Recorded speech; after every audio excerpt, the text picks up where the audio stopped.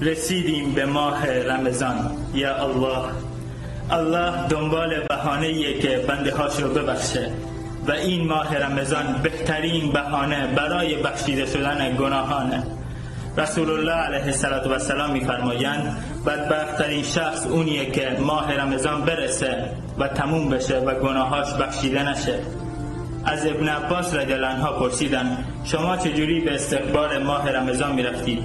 گفت که ما جرأت نداشتیم به استقبال ماه رمضان بریم در حالی که ذره کینه از برادر مسلمانمون در قلبمون داشتیم. پس با قلبی خالی از کینه به استقبال ماه رمضان بریم و از این بهانه استفاده کنیم و گناهانمون رو پاک کنیم.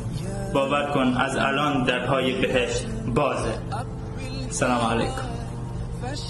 رمضان رمضان رمضان